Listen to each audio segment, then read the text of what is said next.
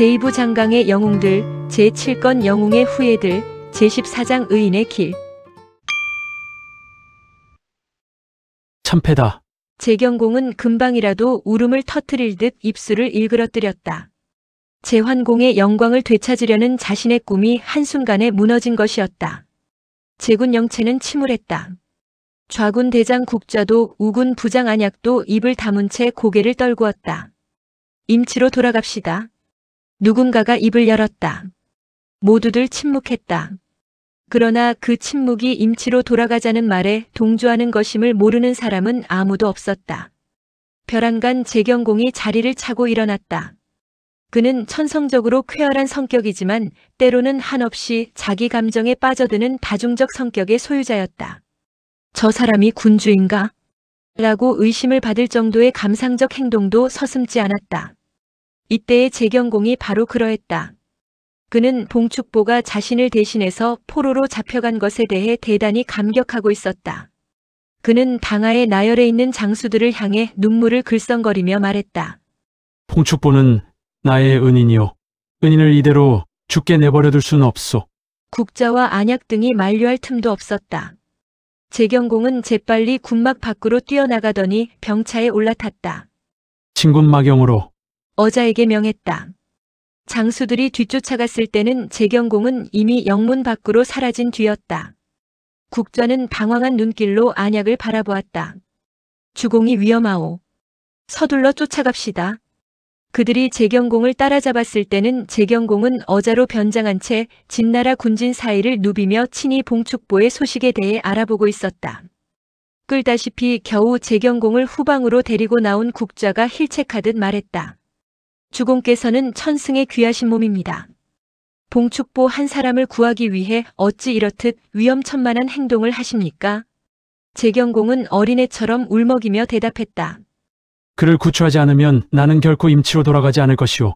이런다고 해서 봉축보를 구할 수 있는 것은 아닙니다. 일단 임치로 돌아가시어 후일을 기약하십시오. 실소. 국자와 안약이 몸을 뒤로 빼는 재경공을 잡아 끌 때였다. 뒤늦게 재경공이 군진 사이를 누비고 있다는 사실을 알게 된 극극이 전군에게 명을 내려 제군을 향해 덮쳐댄 것이었다. 파도처럼 밀려오는 진군의 공격에 국자는 더욱 다급해졌다. 우리나라 군대는 이미 싸울 수가 없습니다. 더 이상 이곳에 머물다간 무슨 화를 당할지 모릅니다. 어서 병차를 돌리십시오. 말을 마치자 안약으로 하여금 재경공을 붙잡아 앉히고 국좌 사신은 친히 고삐를 빼앗아 임치를 바라보고 달리기 시작했다. 그 뒤를 제나라 병사들이 앞다투어 따랐다. 이겼다. 극극은 병차 위에 올라 멀리 도망치는 제군의 모습을 바라보며 미소 짓고 있었다. 그는 서두르지 않았다. 그 자신도 옆구리에 부상을 입지 않았는가. 어차피 제나라를 멸망시키지 않을 바에야 굳이 쫓아가 싸울 필요가 없었다. 강화를 맺는데 유리한 위치만 확보하면 되었다. 진나라 군대를 비롯한 4개국 연합군은 서서히 진격했다. 구열을 지나 마형 땅에 이르렀다. 마형은 지금의 산동성 익도현 서남쪽에 위치한 읍으로 제나라 영토였다. 임치로부터 450리 떨어진 곳이니 꽤 깊숙이 들어온 셈이다. 극극은 일단 마형에서 진격을 멈추었다.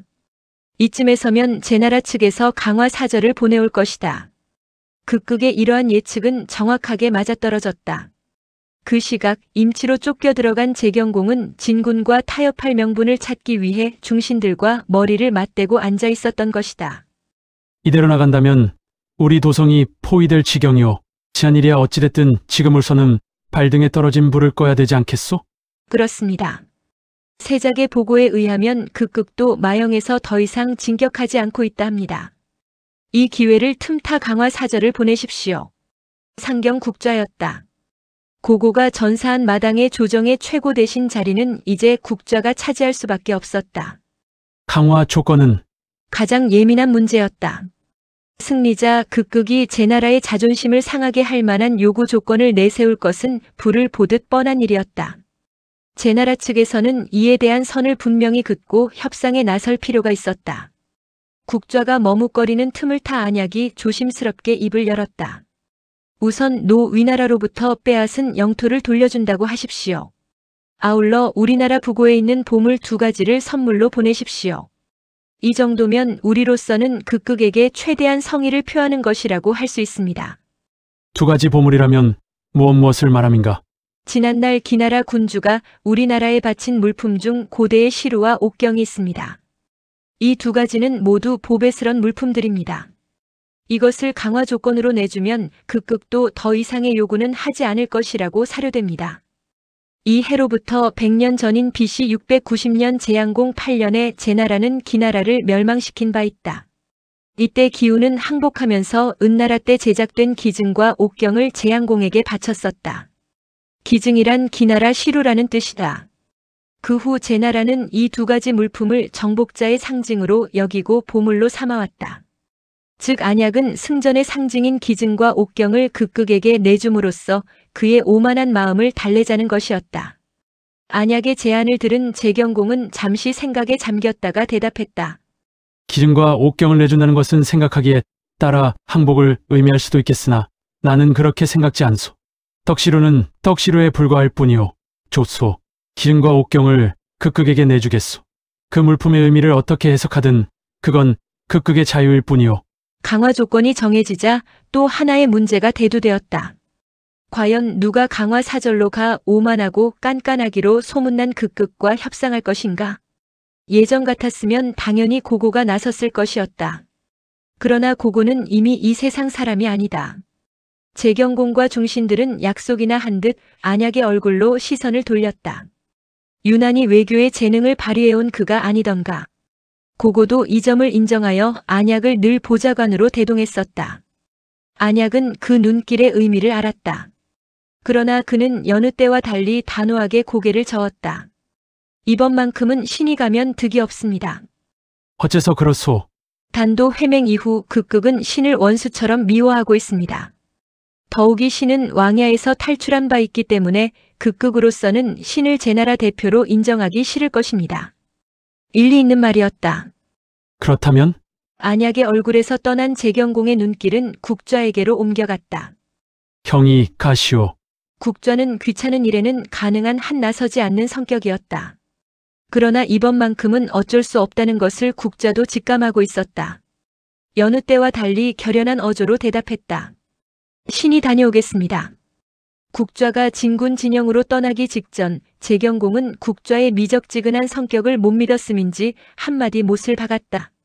극극이 응하지 않으면 굳이 허리를 숙일 필요는 없소. 굳이 허리를 숙일 필요는 없다.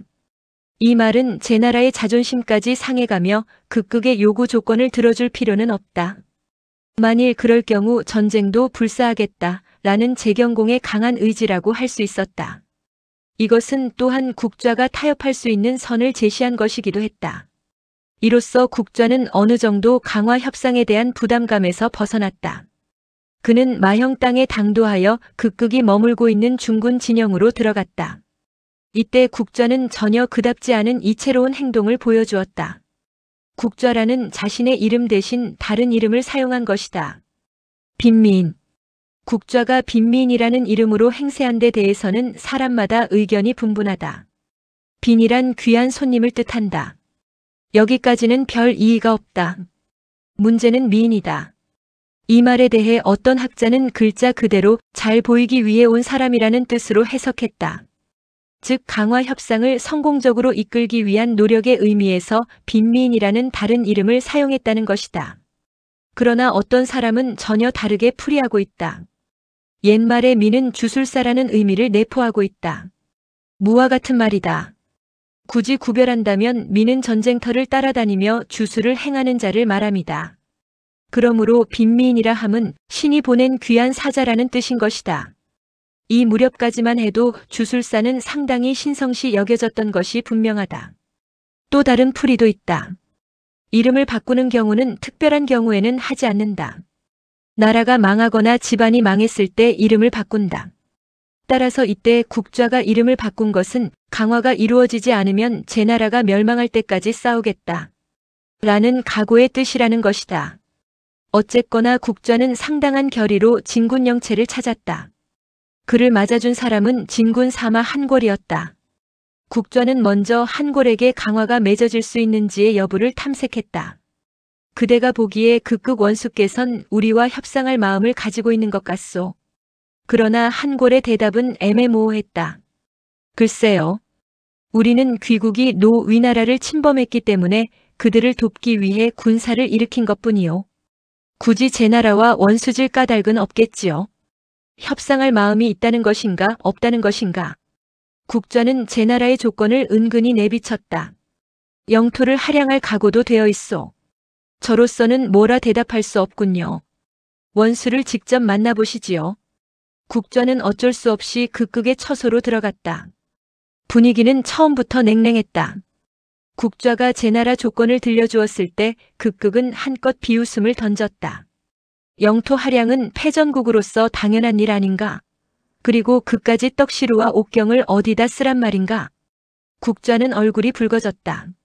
그렇다고 이대로 물러선다면 그것은 강화사절이 아니다. 격분의 마음을 억누르고 물었다. 그렇다면 원수께서는 어떤 것을 생각하고 계십니까? 내 한마디 명령이면 제 나라는 수일 내에 멸망하고 말 것이오.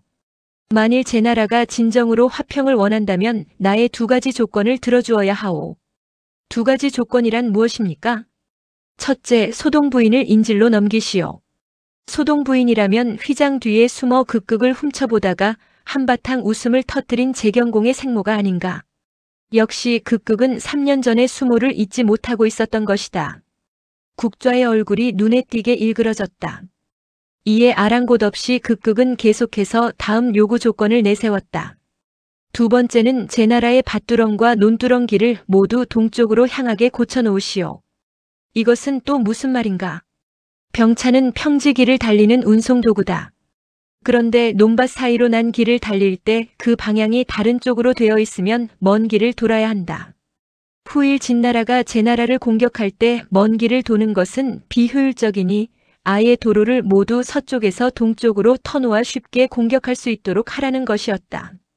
이 2가지 조건이 받아들여지지 않으면 나는 당장 공격 명령을 내리겠소. 이만저만한 치욕이 아니었다. 국좌는 너무나 기가 막히고 분노가 차올라 말이 잘 나오지 않을 정도였다. 재경공은 극극이 이렇게 나올 줄 알고 미리 협상의 선을 정해주었던가. 지금까지 공손하기만 하던 국좌가 벼란간 자리를 차고 일어나며 강경하게 외쳐댔다. 그것은 불가하오. 소동 부인은 우리 주공의 어머니시오. 어찌 국모를 타국의 인질로 보낼 수 있겠소? 또한 논밭 사이로 난 길은 지형에 맞춰 자연스럽게 만들어진 것이오. 이것을 모를 리 없는 원수께서 이렇듯 불가능한 조건을 내세운다는 것을 우리의 강화를 거절하겠다는 뜻으로 받아들일 수밖에 없소. 극극도 국좌에게 질세라 소리질렀다. 제 나라는 패전국이다. 강화를 거절하겠다면 너희들이 감히 어쩌겠다는 것인가? 이쯤에서는 국좌도 마음을 굳혔다. 싸늘한 눈길로 극극을 노려보며 선언하듯 말했다. 원수는 우리 제 나라를 너무 업수히 여기는구려. 우리가 비록 이번 싸움에 지긴 했지만 아직 완전히 망한 것은 아니외다. 좋소, 원수가 정이 이렇게 나온다면 우리는 패잔병을 수습하여 사생결단을 내겠소. 1번 싸워 이기지 못하면 2번 싸울 것이고 2번 싸워 이기지 못하면 3번 싸울 것이오. 자, 나는 돌아가겠소. 그러고는 기증과 옥경을 땅바닥에 내팽개친 후 뒤도 돌아보지 않고 진군영체를 떠났다. 이때 노나라 개손행보와 위나라 손양부는 장막 뒤에서 극극과 국좌 간의 협상 과정을 낱낱이 지켜보고 있었다. 그들은 빼앗은 영토를 돌려준다는 제나라 측 조건에 은근히 기대감을 품고 있다가 회담이 결렬되자 여간 아쉬움이 일지 않았다. 재빨리 나서서 극극을 달랬다. 제나라의 원망을 사서 좋을 것은 없습니다. 그들이 죽기를 각오하고 덤벼든다면 우리 연합군은 승리를 장담할 수 없습니다. 더욱이 초나라가 제나라를 돕기 위해 언제 군대를 출병시킬지 모릅니다. 제공의 화평을 받아들이는 것이 좋을 듯 싶습니다. 2 사람의 말을 들은 극극은 정신이 번쩍 들었다. 그렇구나. 초나라가 있구나. 초나라는 지금 중원에서 유일하게 진나라와 맞설 수 있는 강대국이며 실질적인 패자국이라 할 수 있었다. 그들이 이번 싸움에 개입하여 제나라를 돕는다면 개손행보의 말대로 진군이 또 승리를 거두리라고 장담할 수 없는 일이다. 다행히 초나라는 제나라와 멀리 떨어져 아직까지 군대를 보내오지 못하고 있었다. 그러나 언제 초군이 북행을 감행할지 모를 일이었다. 그들이 당도하기 전에 제나라와 강화를 맺고 철수해야 한다. 바람처럼 극극의 머릿속은 이러한 계산으로 바쁘게 움직였다. 하지만 이미 제나라 사자가 이곳을 떠났으니 어쩌겠소? 극극은 한풀 꺾인 표정을 지으며 개손행보와 손양부를 바라보았다. 그야 급히 사람을 보내면 국좌를 다시 데려올 수 있습니다. 알겠소. 경들의 충원에 따르겠소. 진나라 소장 한 사람이 병차를 타고 급히 국좌의 뒤를 쫓았다. 10리쯤 가서야 진나라 소장은 국좌를 따라잡아 겨우 달래서 다시 진군의 영체로 데리고 왔다. 극극이 개손행보와 손양부를 좌우에 앉히고는 부드러운 어조로 국좌를 향해 말했다. 내가 아까 강화를 허락하지 않은 것은 우리 주공께 꾸중을 들을까 염려해서였소. 그런데 노위 두 나라 재상께서 귀국과의 강화를 거듭 권하기에 그 뜻을 어길 수 없어 그대의 조건을 수락하기로 했소. 결례를 했다면 용서하시오. 그제야 국좌도 노기를 가라앉히고 극극에게 응대했다. 원수께서 우리의 조건을 받아주신다면 앞으로 우리 제나라는 신의를 지킬 것입니다. 이로써 진과 제나라 간에 극적으로 강화 협정이 맺어졌다. 극극은 제나라 백성들의 재산과 가축을 일체 약탈하지 않고 회군할 것을 약속했고 국좌는 노나라와 위나라에게서 빼앗은 땅을 돌려줄 것을 맹세했다. 아울러 극극은 사로잡았던 봉축보를 국좌에게 내주었다. BC 589년 진경공 11년, 재경공 10년 7월 25일의 일이었다. 후일 한 사가는 이 협정을 놓고 다음과 같이 논평했다. 극극은 승리한 것만 믿고 교만하게 굴다가 오히려 국좌의 분노를 샀다. 그는 비록 싸움에서 이기고 돌아갔으나 제나라 백성의 마음만은 정복하지 못했다. 제나라를 깨뜨렸다. 진나라는 다시 우길승천하는 기세였다. 진문공 시대만큼은 아니더라도 옛 패자국의 위용을 되찾은 듯한 분위기였다. 이러한 것은 극시 가문도 마찬가지였다. 제나라와의 싸움에서 승리하고 돌아온 극극의 진나라에서의 위치는 보다 확고해졌다. 이제 모든 내정과 군사권과 외교권은 극극에 의해 좌지우지되었다. 이런 일화가 춘추자 시전에 기록되어 있다. 극극군이 제나라와의 싸움에서 승리하고 본국으로 개선했을 때였다. 상군 대장 사섭은 선두에 섰으므로 가장 먼저 강성 교회에 이르렀다. 그러나 사섭은 성 안으로 들어가지 않고 며칠을 기다려 극극이 거느린 중군이 들어간 후에야 뒤따라 입성했다. 이 사실을 안 사섭의 아버지 사회가 아들에게 물었다. 너는 내가 집에서 기다리고 있다는 것을 잊었느냐? 어찌 속히 들어오지 않고 교회에서 머뭇거린 것이냐? 사섭이 대답했다. 우리 군대가 승전하여 나라 사람들이 기뻐하는 중에 제가 가장 먼저 입성하면 사람들의 이목은 온통 저에게 집중될 것입니다. 그것은 곧 극극 원수의 명성을 빼앗는 행위나 마찬가지입니다. 후일 무슨 보복을 당할지 모릅니다. 그래서 감히 일찍 들어오지 못했습니다. 이에 사회가 기뻐하며 중얼거렸다. 사섭이 있는 한 우리 집안에는 화가 미치지 못할 것이로다. 명재상 사회까지도 이처럼 극극을 두려워하고 경계하였으니 극극의 위세와 오만한 성품이 어떠한가를 가히 짐작할 수 있는 대목이다. 또 이런 일화가 있다. 진, 제대전이 있은 다음 해인 BC 588년 재경공은 진나라와의 우호를 다지기 위해 친히 강성을 방문했다. 이때 재경공은 방문 선물로 옥 한 쌍을 가져와 진경공에게 주려 하였다. 그런데 여기서도 극극은 자신의 오만함과 집요함을 유감없이 발휘했다. 그는 옥을 내미는 재경공을 가로막고 진경공을 향해 아뢰었다. 오늘날 제공이 우리나라를 방문하게 된 것은 지난날 제공의 생모가 신에게 모욕을 주었기 때문에 이루어진 일입니다. 따라서 제공이 바치는 사주의 선물은 신이 받아야 합니다. 이 일을 놓고 진나라에 뜻 있는 사람들은 한결같이 극극을 비난했다. 극극은 용기는 있을지언정 얘는 전혀 알지 못한다. 자신의 전공을 내세워 두 나라 군주를 욕보였다. 과연 이러한 비난 어린 예언은 적중하여 극극의 일족은 14년 후에 멸족당하고 만다. 재경공이 진나라를 방문한 그 해 극극은 군제를 확대 개편했다. 진문공 시절처럼 기존의 3군에다 새로이 신삼군이라는 군대를 두어 6군으로 늘린 것이었다. 그 명단은 다음과 같다. 신중군 대장 한궐, 좌장 조괄, 신상군 대장 공삭, 좌장 한천, 신하군 대장 순추, 좌장 조전. 조씨 일문이 다시 세도가의 반열에 오르고 한시 일족이 급격히 부상하고 있음을 보여주는 인사발령이었다. 물론 그 정점에 극시가 자리하고 있음은 두말할 나위 없다. 그 무렵 초나라 공족 대부 굴무가 진나라로 망명해오는 사건이 벌어졌다. 이 사건은 지금까지의 흐름과 큰 관계는 없으나 지난번 희대의 음녀인 정나라 정목공의 딸 하이와 연관되는 일화이므로 잠시 거론하여 마무리 짓도록 하겠다. 초장왕이 아직 살아있을 때의 일이다. 굴무의 꾀에 의해 초나라 연윤양로의 후치가 된 하이는 처음 한동안은 별 문제가 없었다. 그런데 1년이 채 못 되어 필의 전투가 벌어졌고 양로는 이 전투에 참전하였다. 태어날 때부터 음기를 타고났음인가. 하이는 그 사이를 참지 못하고 양로의 아들 흑요를 자신의 방으로 끌어들였다. 흑요는 하룻밤의 교정에 하이에게 홀딱 빠졌다.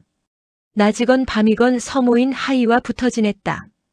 그런 중에 아버지 양로가 전사했다는 소식이 날아들었다. 아들로서 아버지의 시체를 찾으러 가야 했지만 그는 양로의 시체를 찾으러 갈 생각조차 하지 않았다. 그렇게 수년이 흘렀다. 하이와 흑요에 관한 소문이 퍼지지 않을 리 없었다. 시중에는 서모와 자식 간에 배가 맞았다는 소문이 자자했다. 사람들의 손가락질 때문에 하이는 얼굴을 들고 다닐 수가 없었다. 더 이상 초나라에서 살기가 싫어졌다. 이윽고 그녀는 결심했다. 남편의 시체를 찾으러 간다는 핑계를 대고 친정인 정나라로 돌아가자. 이런 하이의 마음을 누구보다도 먼저 눈치챈 사람은 스스로 호색한 힘을 자처하는 굴무였다. 이제야 하이를 내 여자로 만들 수 있겠구나. 굴무는 은밀히 계책을 궁리했다. 먼저 하이의 집 시녀들에게 뇌물 공세를 펼쳤다. 그중 한 시녀가 굴무를 위해 하이에게 속삭였다. 신공 굴무 대부께서 마님을 사모하고 계십니다. 정나라로 가시기만 하면 뒤쫓아와 마님을 부인으로 삼겠다고 하셨습니다. 동시에 굴무는 신복 부하를 정나라로 보내 정양공에게 말을 전했다. 하이가 친정으로 돌아가고 싶어 합니다. 그러니 군우께서는 초나라에 사자를 보내 하이를 데려오십시오. 과연 얼마 후 정양공은 사자를 보내왔다. 이때 초나라는 초장왕이 죽고 그 아들 초공왕이 새로이 왕위에 올랐을 때였다. 초공왕이 대부들이 모인 자리에서 물었다. 정나라 사람이 하이를 데려가려는 뜻이 무엇이겠소? 굴무가 나서서 대답했다. 하이에게 남편 양로의 시체를 찾아주려는 것이 분명합니다. 양로의 시체는 진나라에 있는데 정나라가 어떻게 찾아줄 수 있단 말이오? 초공왕의 물음에 굴무가 그럴듯하게 꾸며댔다. 왕께서도 아시다시피 지난번 필의 싸움에서 우리는 진나라 장수 순수의 아들 순행을 잡아왔습니다. 순수는 아들 순행이 포로 생활을 하는 것을 가슴 아파하여 정나라 대부 황술에게 우리나라에 잡혀와 있는 초나라 공자 곡신과 양로의 시체를 돌려줄 테니 나의 아들 순행이 풀려나게 힘써 주시오라고 부탁했답니다.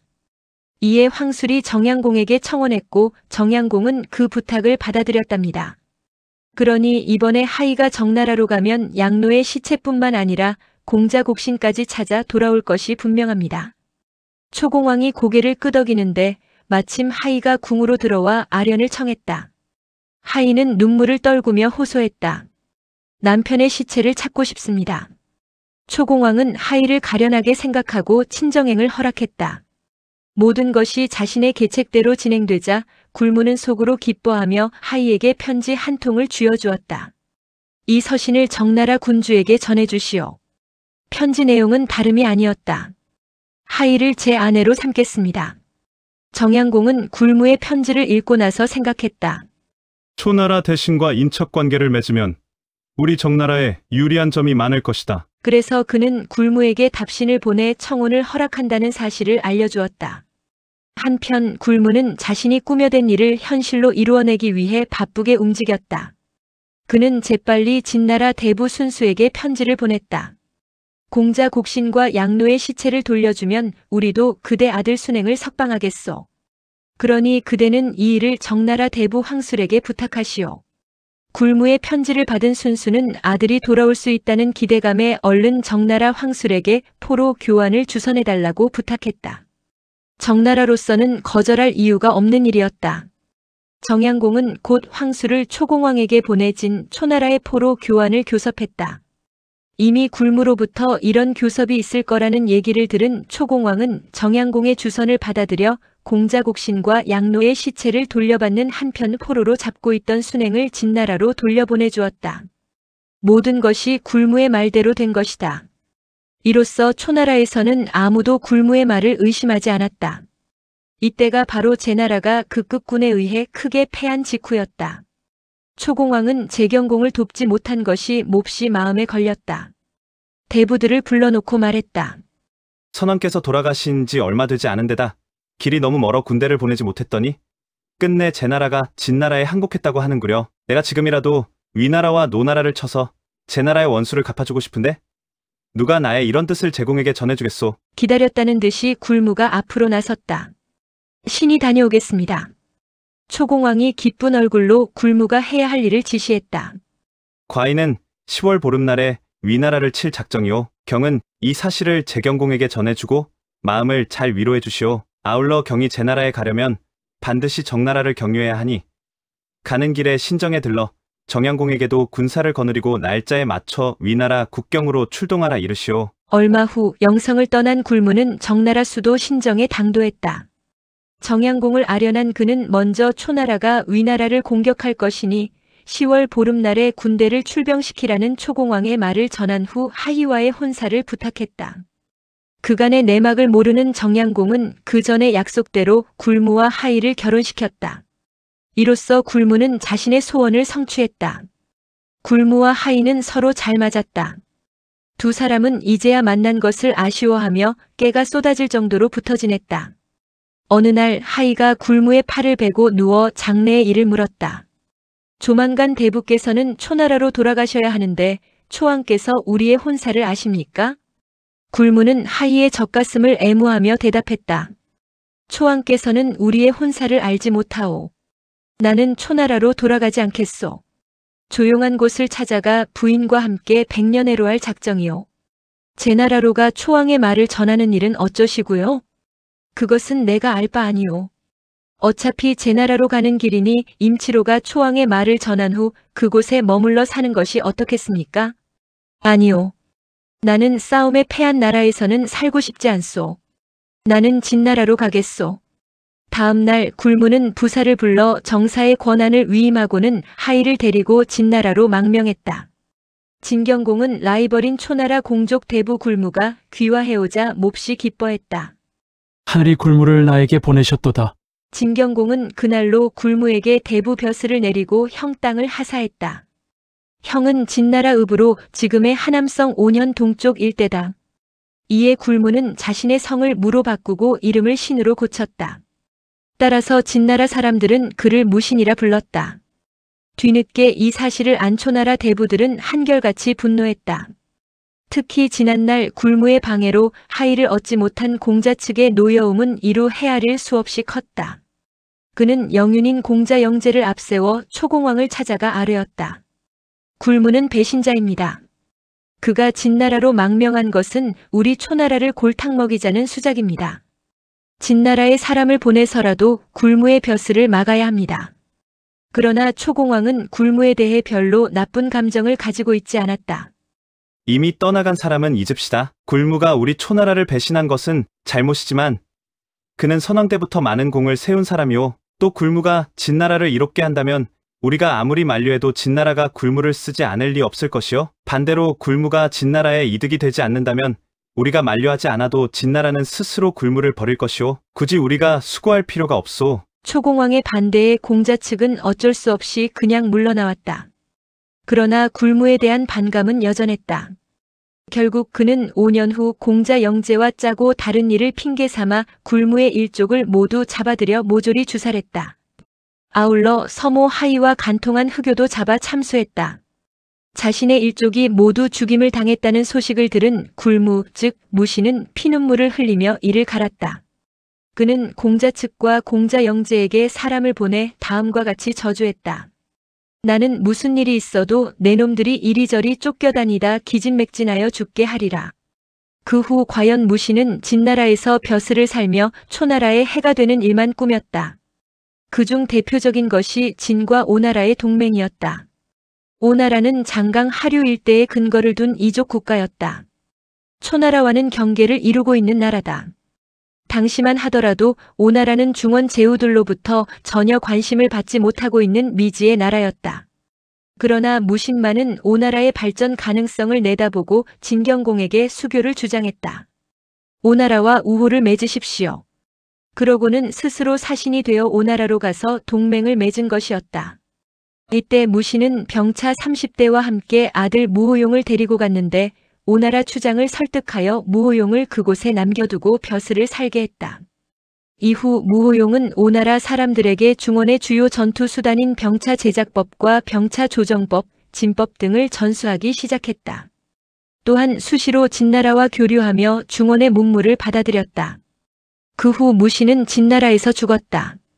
무신의 아들 무호용은 다시 성을 굴시로 고치고 내내 오나라에 살았다.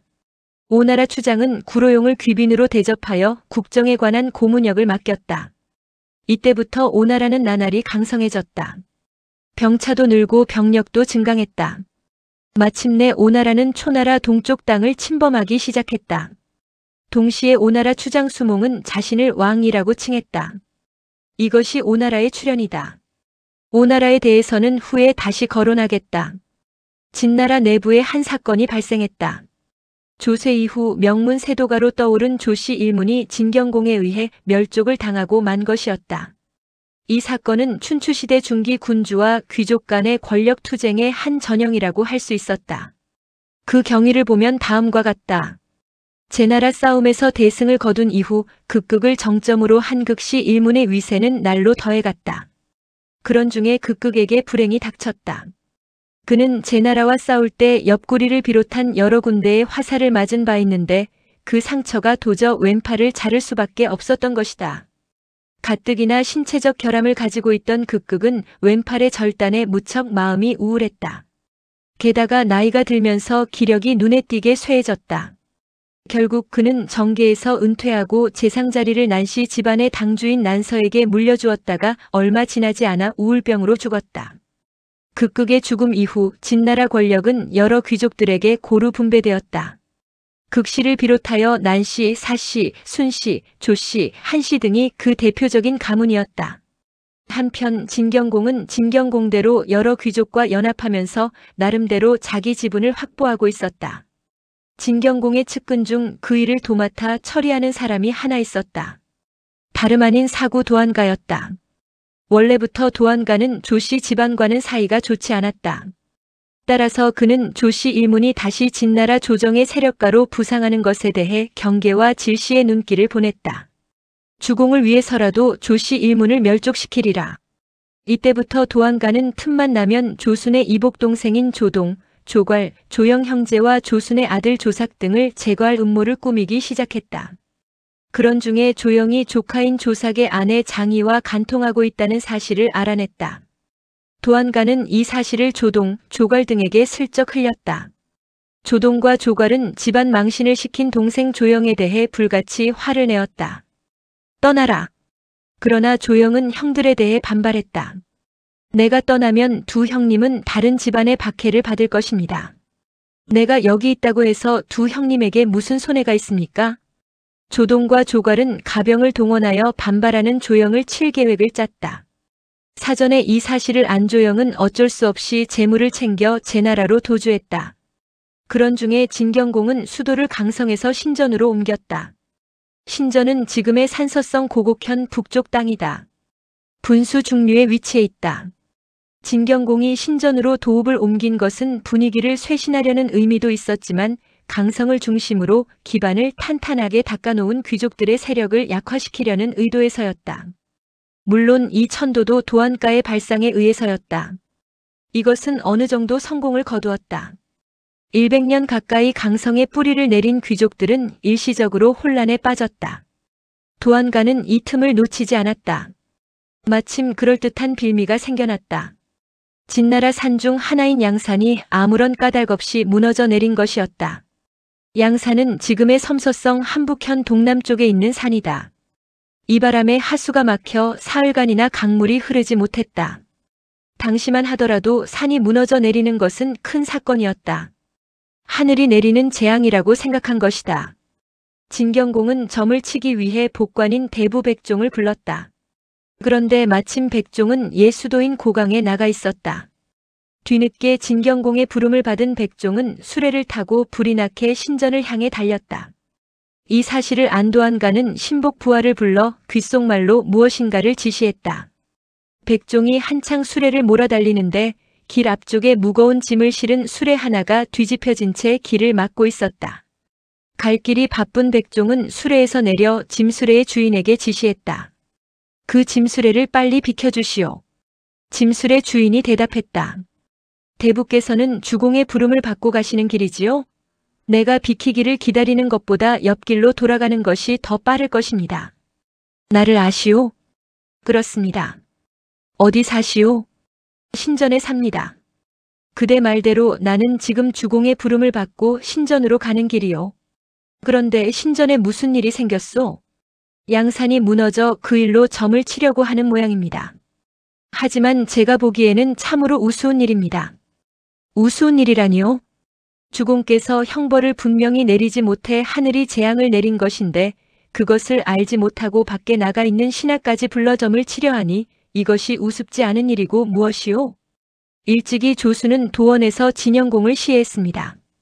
그런데도 진성공께서는 조순을 죽이기는커녕 나라 일을 그에게 맡겼습니다. 오늘날도 조순의 핏줄은 조정 가득히 퍼져 있습니다.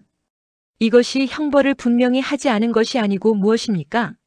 이번에 양산이 무너진 것은 억울하게 죽은 진영공의 원한 때문입니다. 굳이 점을 치고 말고 할 것도 없는 일입니다. 짐술의 주인과 헤어져 궁으로 들어온 백종은 진경공에게 이와 같은 말을 그대로 들려주었다. 진경공은 산이 무너진 것이 진영공의 원한 때문이라는 말에 마음이 우울해졌다. 어찌되었건 점을 쳐보시오.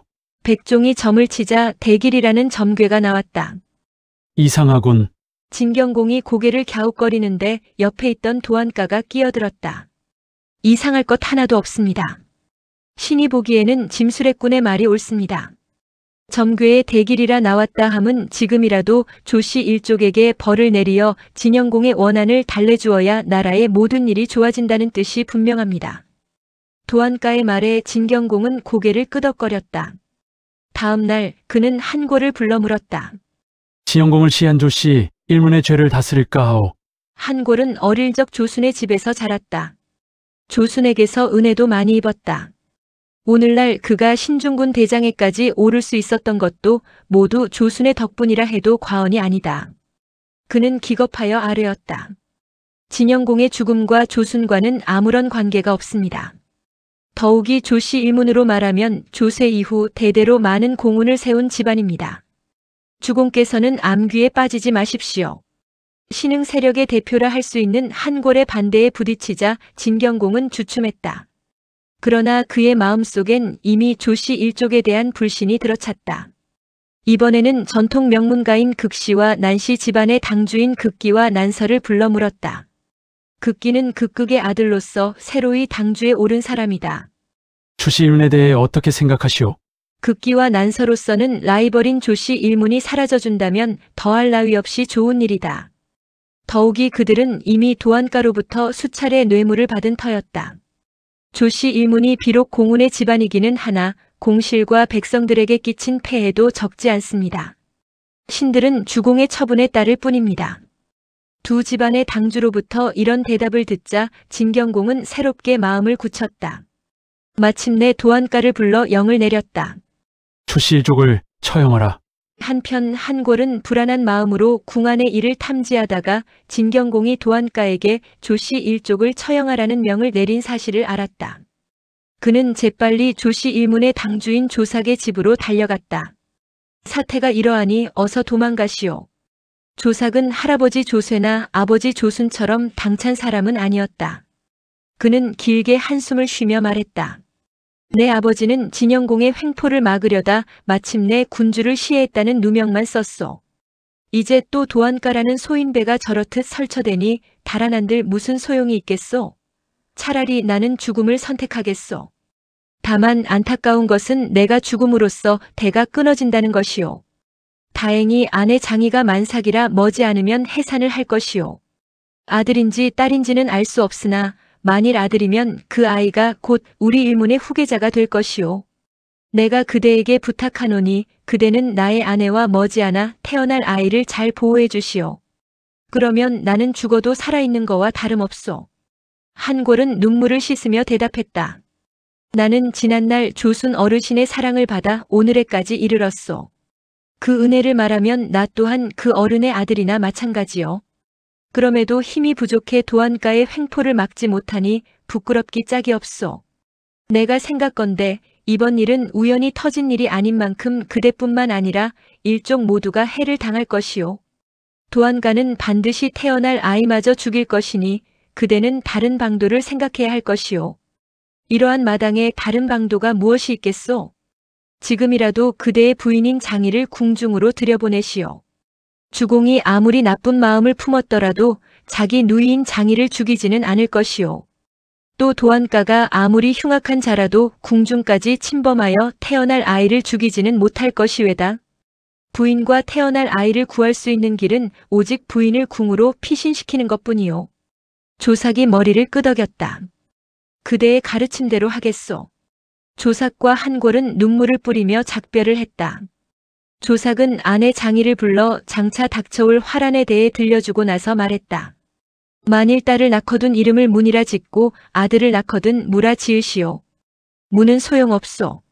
무라야 능히 조씨 일족의 원수를 갚아줄 것이오. 이어 그는 자신의 문객 중 한 사람인 정령을 불렀다. 나의 아내를 무사히 궁중에까지 데려다 주시오. 만삭의 장희는 눈물을 흘리며 조삭과 헤어져 뒷문을 통해 빠져나갔다. 정령은 휘장 수레를 대기시켜 놓고 있다가 재빨리 장희를 태워 궁을 향해 달려갔다. 장희는 무사히 궁중으로 들어가 어머니 성부인에게 일신을 의탁했다. 다음 날 새벽, 한 무리의 무장병사가 조삭의 집을 포위했다. 도안가가 이끄는 사구 소속의 군사들이었다. 주공의 명이다. 도안가는 뜰 아래 엎드린 조삭의 목을 베었다. 잠시 후 조동, 조괄, 조정 등 조씨 성을 가진 사람들이 속속 붙들려왔다. 이날 도안가는 조씨 일족을 씨도 남기지 않고 죽여버렸다. 이때 조전의 아들 조승만은 집안일로 한단이라는 곳에 가고 없었기 때문에 죽음을 면했다. 그 후 조승은 신전으로 돌아오다가 자기네 일족이 몰살당했다는 소식을 듣고 송나라로 달아났다. 눈 깜짝할 사이에 조삭의 집은 시체로 산을 이루었다. 뜰과 섬돌에는 피가 그득히 고였다. 차마 눈뜨고 볼 수 없는 끔찍한 광경이었다. 도안가는 병사들을 시켜 시체를 일일이 점검했다. 그런데 아무리 찾아봐도 조삭의 아내 장희의 시신이 보이지 않았다. 도안가의 눈이 매섭게 빛났다. 장희를 꼭 죽일 필요는 없지만 만삭이어서 조만간 아이를 낳을 것이다. 만일 산에 아이를 낳으면 그것은 곧 역적의 시이다. 어찌 후환을 남길 것인가. 그는 이렇게 말하고 조삭의 비복들을 잡아다 추궁했다. 한 비복이 매를 견디다 못해 사실대로 말했다. 부인께선 지난밤 궁중으로 들어가셨습니다. 도안가는 궁으로 들어가 진경공에게 아뢰었다. 명하신 대로 역신의 집안을 모조리 주살했습니다. 다만 조삭의 아내 장희만이 궁중에 들어와 숨는 바람에 죽이지 못했습니다. 바라건대 분부를 내려주십시오. 진경공은 잠시 생각에 잠겼다가 대답했다. 장희는 나의 누이자 내 어머니인 모부인이 특히 사랑하시는 딸이다. 장희만은 내버려 두어라. 장희는 지금 태중입니다. 만일 산의 아이를 낳으면 역적의 씨를 남겨두는 것이 됩니다. 다음 날 장성하여 원수를 갚으려고 날뛸 것은 불을 보듯 뻔한 일입니다. 주공께서는 깊이 생각하십시오. 산의 아이를 낳으면 그때 없애도 늦지 않을 것이다. 끝내 진경공은 도안가의 내궁 침범을 허락하지 않았다. 그 뒤 도안가는 밤낮 없이 내궁의 동태를 살폈다. 과연 얼마 후 장희가 아이를 낳았다는 소식이 들려왔다. 딸이랍니다. 그러나 도안가는 그 말을 믿지 않았다. 자기 집 유모를 내궁으로 들여보내 직접 확인해 오게 했다. 도안가의 이 직감은 정확한 것이었다. 실제 장이가 낳은 아이는 아들이었다. 그런데 아들이라는 것이 알려지면 죽을 것이 뻔하기 때문에 장이와 그 어머니 성부인은 짜고서 일부러 딸을 낳았다고 소문낸 것이었다. 그런 중에 도안가의 유모가 내궁으로 들어와 아이를 보자고 했다. 장이는 몹시 당황하여 아이를 감추고는 말했다. 불행히도 아이는 간밤에 죽었소. 유모의 보고를 받은 도안가는 역시 그 말도 믿지 않았다. 틀림없이 아들을 낳았다. 어느 날 도안가는 여관을 앞세우고 내궁을 기습 방문했다. 아이에게 젖을 먹이고 있던 장인은 느닷없는 도안가의 침범에 놀라 허둥지둥 갓난애를 속바지 안에 넣고 그 겉으로 12폭 치마를 입었다. 속으로 하늘에 빌었다. 하늘님이여, 조씨의 1점 혈육을 없애시려거든 이 아이를 울게 하시고 조씨의 피를 잊게 하시려거든 아이를 울지 않게 해주십시오.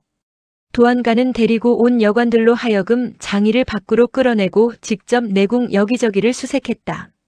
그러나 그런다고 해서 장이의 속바지 안에 감춰져 있는 아이가 나올 리 없었다. 장이는 오로지 아이가 울지 않기만을 빌고 또 빌었다. 다행히 아이는 울지 않았다. 도안가는 내궁에서 철수하긴 했지만 도무지 의심이 가시지 않았다. 혹 그 사이 밖으로 빼돌린 것은 아닐까? 그는 기어코 아이를 찾아내 죽이리라 결심하고 거리마다 방문을 내붙였다. 역적의 씨가 있는 곳을 알리는 자에겐 천금의 상을 내리겠다. 그러나 알고도 고하지 않거나 비밀리 역적의 씨를 기르는 자에겐 역적을 다스리는 법으로서 그 일가를 몰살하리라. 조삭의 문객 중에는 조순이 살아있을 때부터 많은 은혜를 받은 두 사람이 있었다. 한 사람은 공손저구였고 다른 한 사람은 전날 장이를 궁으로 호송했던 정영이었다. 지난번 도안가가 집을 포위하고 조씨 일족을 주살하던 날의 일이었다. 공손저구가 정영을 찾아가 말했다. 조삭은 우리 은인인 조순의 아들이네. 은인의 집안이 멸족당하는 판에 우리만 살아있으면 뭘 하겠나? 지금 당장 조삭의 집으로 가 함께 죽음을 맞이하세나. 공손저구는 60살이 넘은 노인이었고 정영은 30대의 장년이었다. 정영이 대답했다. 우리가 도안가의 손에 함께 죽는다고 무슨 이득이 있겠습니까? 이익을 바라고 죽으려는 것이 아니네. 은인의 집안이 환난을 당하고 있으니 의리를 지켜 함께 죽자는 것뿐이네. 옳은 말씀입니다만 서두를 필요는 없다고 봅니다. 지금 장이 부인께서 만삭입니다. 곧 해산할 터인데 만일 사내 아이를 낳으면 우리라도 그 아이를 받들어 조씨의 대가 끊기지 않도록 해야 할 것입니다. 그렇지 않고 딸을 낳는다면 그때 가서 죽어도 늦지 않습니다. 그렇게 하세. 이렇게 다짐하고 두 사람은 일단 헤어졌다. 그 뒤 장이가 딸을 낳았다는 소문을 들었다. 공손저구가 슬피 울며 말했다. 하늘도 무심하도다. 이로써 조씨의 뒤는 완전히 끊어졌음인가. 그러나 정령은 달랐다. 아직 단정하기에 이릅니다. 정령은 오랫동안 조순을 섬겼기 때문에 궁에 아는 사람이 있었다. 그는 아는 궁녀를 통해 장이에게 말을 전했다. 딸을 낳으셨다고 들었습니다. 이름을 어찌 지으셨습니까? 장이는 문객 정령의 충의를 잘 알고 있었다. 곧 편지를 써서 정령에게 답했다. 정령이 봉함을 뜯어보니 손바닥만한 비단 조각에 글자 하나가 적혀 있었다. 모. 이것을 보는 순간 정령은 크게 기뻐했다. 부인께서 아들을 낳으셨구나. 그 뒤 도안가가 내궁을 수색했으나 아이를 찾아내지 못했다는 소문을 들었다. 정령은 비밀리에 공손저구를 찾아가 말했다. 이제 우리가 해야 할 일이 생겼습니다. 무엇인가? 정령은 장이와 연락을 주고받은 이야기를 들려주고 나서 말을 이었다. 도안가가 내궁을 수색했지만 찾아내지 못했다니 참으로 다행입니다. 하지만 언제까지 그를 속일 수는 없을 것입니다. 그러니 우리 둘이서 아기를 내궁에서 빼내어 먼 곳으로 데리고 가 기릅시다. 이것이 바로 우리가 해야 할 일입니다. 정령의 말에 공손저구는 한동안 생각에 잠겼다가 입을 열었다. 아기를 길러 원수를 갚게 하는 것과 우리가 죽는 것 중 어느 것이 더 쉬운 일 같은가? 그야 죽는 것이 훨씬 쉽지요. 아기를 길러 원수를 갚기까지는 많은 어려움이 따를 것입니다. 정령의 대답에 공손저구는 앞으로 다가앉으며 다시 말했다. 그렇다면 좋네. 자네에게 한 가지 부탁해도 되겠는가? 말씀해 보십시오. 미안하지만 자네는 어려운 일을 맡아주시게.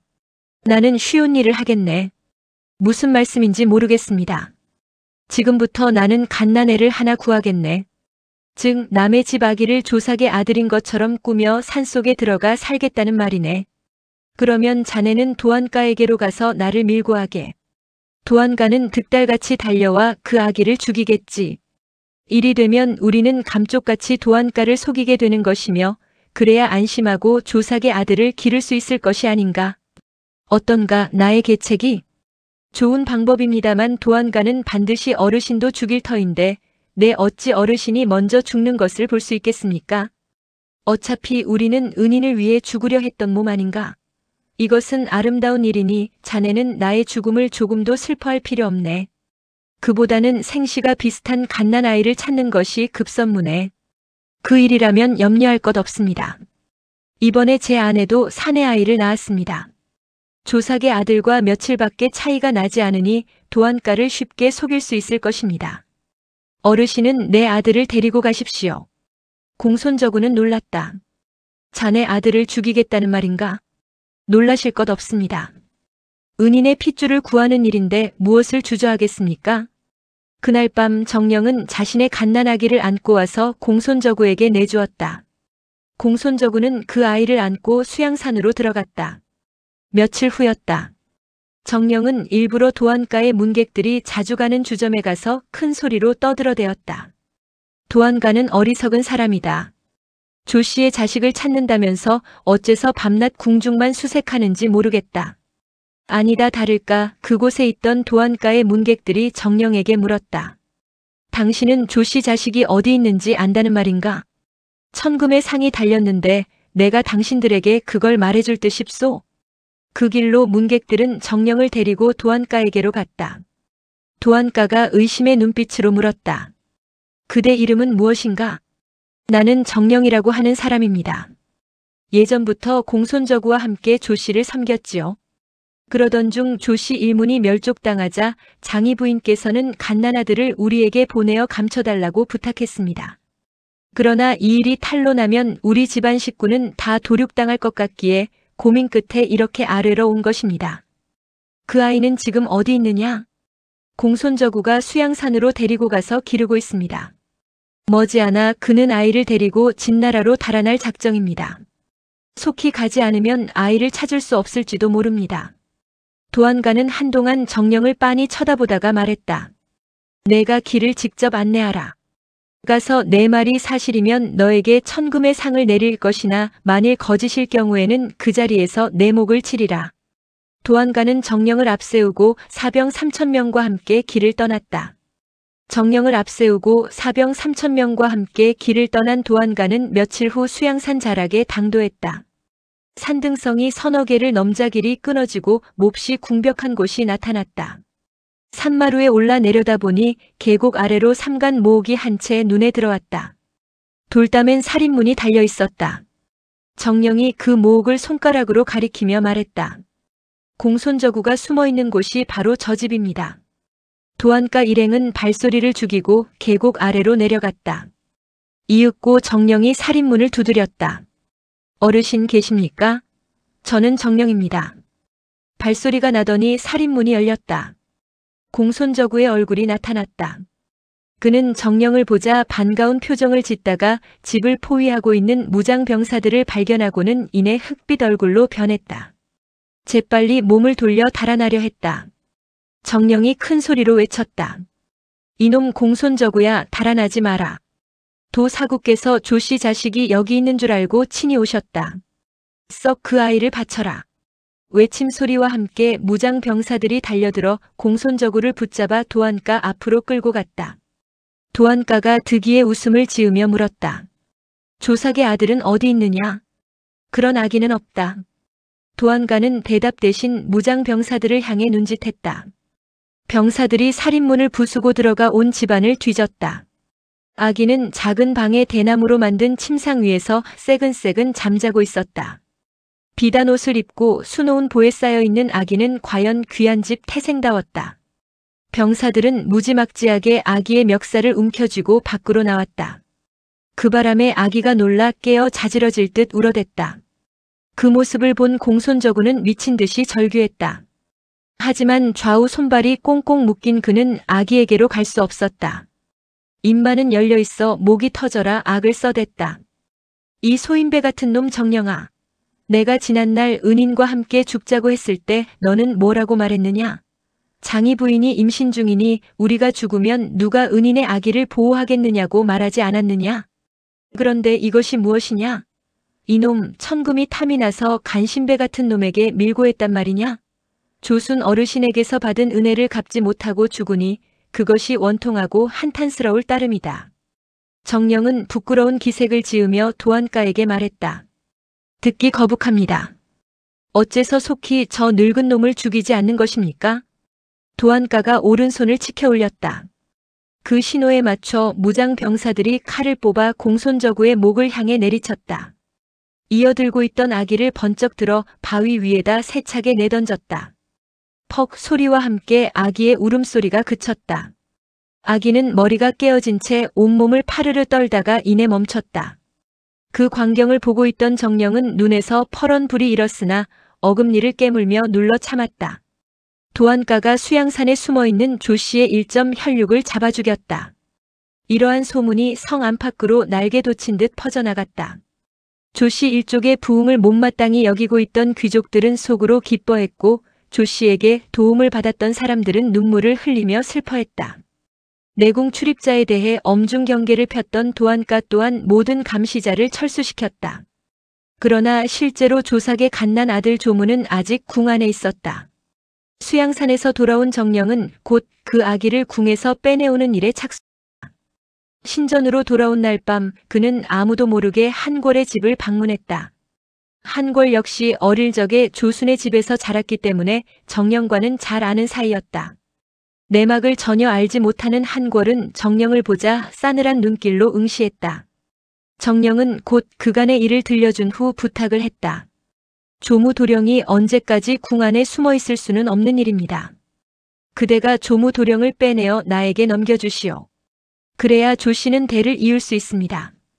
그러나 한궐의 눈초리는 여전히 차가웠다. 나는 그대를 믿지 못하겠소. 정령은 장희가 보내온 무자가 적힌 비단 조각을 한궐에게 보여주었다. 시간이 없습니다. 제발 나를 믿어주시오. 그제야 한궐은 정령의 손을 움켜잡고 말했다. 장하오, 정말 장하오. 내가 조무도령을 빼내어 공손저구의 죽음과 그대 아들의 죽음이 헛되지 않도록 하겠소. 다음 날이었다. 한궐은 자신의 신복 부하 중 한 사람을 의원으로 꾸며 내궁의 장희 처소로 들여보냈다. 장희가 의아하게 여기고 물었다. 나는 의원을 부른 적이 없는데 누가 보내서 왔소? 신중군 대장 한궐경께서 말씀하시길 부인께서 마음에 깊은 병이 있으니 가서 진맥하고 처방을 해드리라고 하셨습니다. 그러고는 정령에게서 받은 무자가 적힌 비단 조각을 품속에서 꺼내 장희 앞에 내밀었다. 그것을 보고 장희는 모든 뜻을 알아챘다. 좌우를 둘러보았다. 모두가 자신의 신복들 뿐이었다. 아이를 데려오너라. 의원으로 가장한 한궐의 신복 부하는 약주머니를 꺼내 아기를 그 안에다 넣었다. 그때 아기가 울었다. 장희가 약주머니를 쓰다듬으며 기원했다. 조무야, 조무야, 원수가 너의 목숨을 노리고 있다. 국문을 나갈 때 제발 울지 말아라. 그래야 내가 살아날 수 있단다. 장성하면 반드시 아버지의 원수를 갚아야 한다. 축원을 마치자 아기는 울음을 그쳤다. 한궐의 신복 부하는 아기가 든 약주머니를 옆에 끼고 궁문을 나왔다. 하늘이 도왔음인가. 궁을 나설 때까지도 아기는 울지 않았다. 신복 부하로부터 아기를 건네받은 한궐은 깊은 방에다 숨겨두고 정령이 나타나기를 기다렸다. 유모만이 알 뿐 아내에게조차 그 사실을 알리지 않았다. 그 시각 정령은 도안가의 집에 있었다. 남은 일을 처리하기 위해서였다. 도안가는 조삭의 아들을 잡아 죽여 후환을 없앤 터라 기분이 무척 좋았다. 약속대로 정령에게 천금을 내주었다. 정령은 고개를 저었다. 저는 상금을 받지 않겠습니다. 도안가는 의외라는 듯 물었다. 너는 본래 상금을 바라고 밀고 하지 않았는가? 그런데 어째서 받지 않겠다는 것인가? 저는 오랫동안 조씨 일족의 문객으로 지내왔습니다. 오늘날 제가 나라를 위해 조씨 자식을 죽이긴 했으나 어찌 의로운 일을 했다고 할 수 있겠습니까? 저는 상금을 바라고 조씨 문중을 배신했다는 소리를 듣고 싶지는 않습니다. 만일 대부께서 저의 수고를 생각하신다면 그 돈으로 조씨 일문의 시체를 거두어 장사나 지내게 해주십시오. 도안가는 감탄했다. 그대는 참으로 신에 있는 사람이로다. 그는 조삭을 비롯한 조씨 일문의 시체를 모두 내주고는 다시 말했다. 내가 너의 뜻을 막지 않겠다. 너는 사양 말고 이 돈으로 조씨 일족을 장사 지내어라. 그제야 정령은 돈을 받고 물러났다. 그날부터 조은 너를 구하여 관을 짜고 시체를 염하여 조순의 무덤 곁에 일일이 묻어주었다. 장사를 마치고 난 정령은 다시 도안가를 찾아가 말했다. 대부 덕분에 죽은 조씨 일족을 잘 장사 지냈습니다. 그 일에 대해 고맙게 생각합니다. 도안가는 정령의 행동이 마음에 들었다. 내 밑에서 일하는 것이 어떠한가? 정령이 눈물을 흘리며 대답했다. 저는 제 가족을 죽이지 않기 위해 의롭지 못한 일을 했습니다. 무슨 면목으로 강성에서 살 수 있겠습니까? 이제 저는 먼 곳으로 떠나가 조용히 살고자 합니다. 대부를 모시지 못함을 용서하십시오. 이에 도안가는 고개를 끄덕이며 정령을 돌려보내 주었다. 그날 밤 정령은 한골의 집으로 갔다. 한골은 깊은 방에 숨겨두었던 아기를 데리고 나와 정령에게 내주었다. 이제부터 이 아이는 내 아들이요. 장성하면 조씨 일문의 원한을 알려주겠소. 그럼 나는 가오. 정령은 이렇게 말하고 한골에게 작별한 후 아기를 품에 안고는 어둠 속으로 사라졌다. 그 뒤 그는 신정에서 멀리 떨어진 우산으로 들어가 깊은 곳에 숨어 조삭의 아들 조무를 기르기 시작했다. 후세 사람들은 우산을 장산이라 고쳐 불렀다. 정령이 아기를 데리고 숨어있던 곳이라 하여 장산이라 명명한 것이다. 이상이 조씨 일족이 멸문당한 경이다.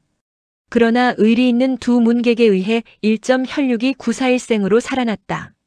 이리하여 후일 조씨는 다시 재기하게 되며 마침내는 조나라를 세워 왕의 자리까지 오르게 된다.